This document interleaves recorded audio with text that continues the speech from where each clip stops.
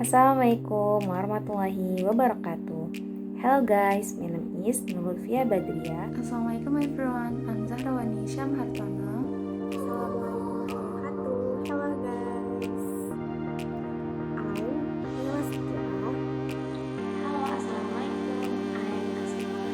First is general definition of e-commerce.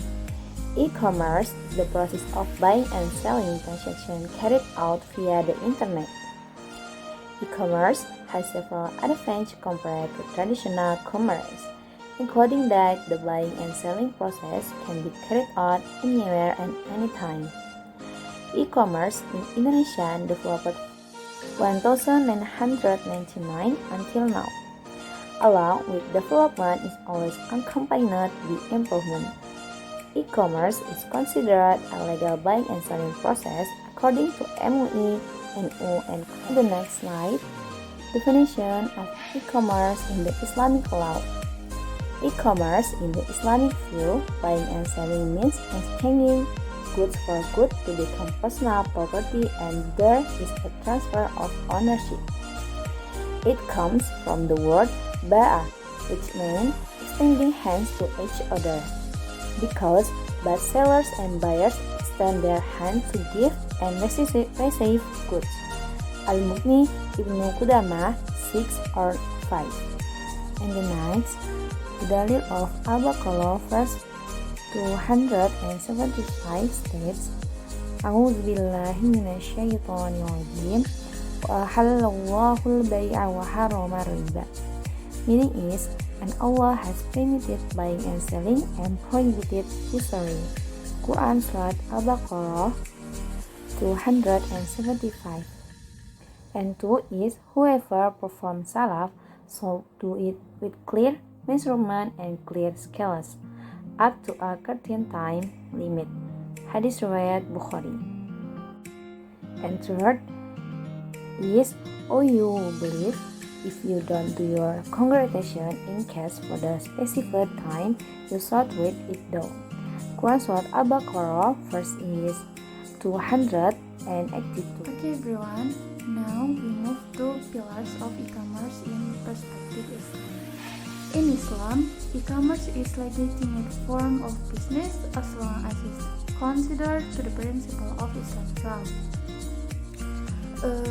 The 5 pillars of e-commerce in perspective Islam are as follows. The first one is mushtari or seller.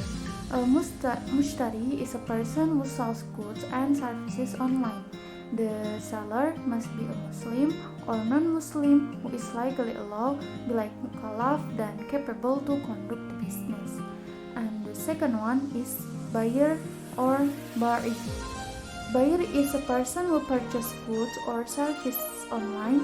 The buyer must be a Muslim or non-Muslim who is legally allowed to enter into a contract business.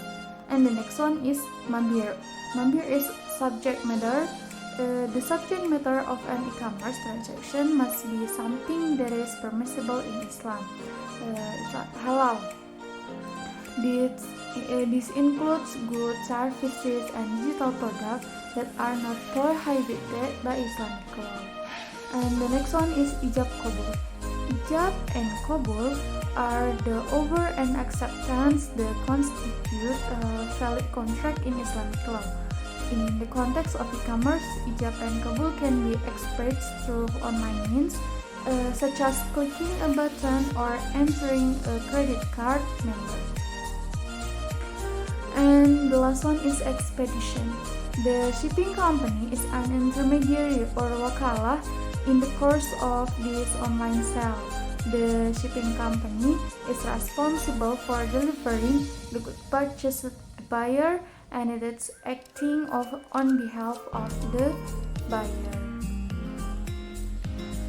Okay everyone, as we can see in the mechanism of e-commerce in Islamic perspective, the first one, the buyer makes a payment to the seller. This can be done through a variety of methods such as credit card, debit card, or wire transfers. And then the seller accepts the payment. The seller confirms that the payment has been received and that transaction is complete. In this context, in e-commerce, we using buying selling akad with bar salam, which is we buy now, we pay now, but the goods or the services will come later. Then the seller sends the product to the buyer with expedition. The seller packages the product and ship it with expedition to the buyer. And the buyer ships the product, the buyer receives the product and confirms that it is in good condition. In addition to the steps, we must important to consider that the goods or services being sold must be permissible in Islam or halal, and the price of the goods or services must be fair and reasonable, and the transaction should be transparent and honest. So by following this principle, e-commerce can be a halal and ethical way to do business. So how about the law of e-commerce in perspective Islam? In the Fatwa MUI, it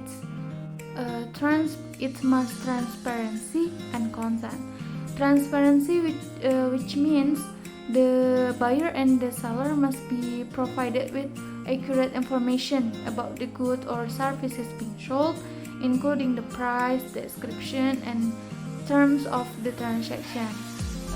Consent, the buyer and the seller must freely and voluntarily enter into the transaction, and then the transaction must be fair and equitable to both parties.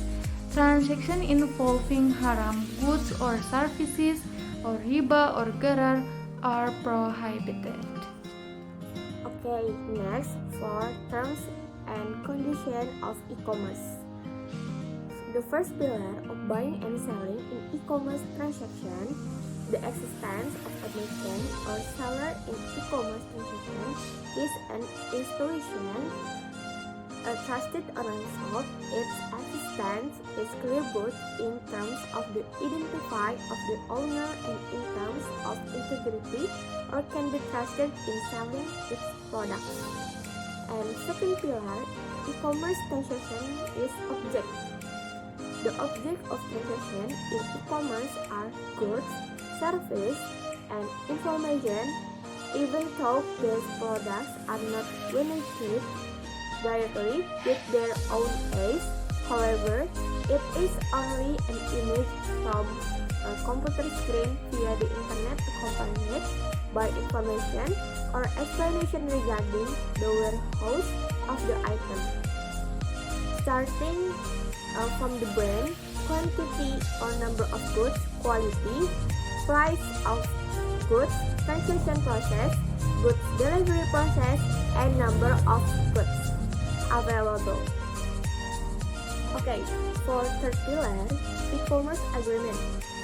Regarding a global or statement of will in e-commerce transaction, namely by selling in writing order from provided by the trader or seller and filled by the customer or buyer. If the customer is interested one of the products offered by a merchant, the customer buyer expresses his wishes by filling in the order form provided by the merchant by clicking on the option available on the order form. And before the transaction occurs, the merchant gives the customer the right to decide whether to continue the transaction or not. And fourth pillar is sigotalik in e-commerce.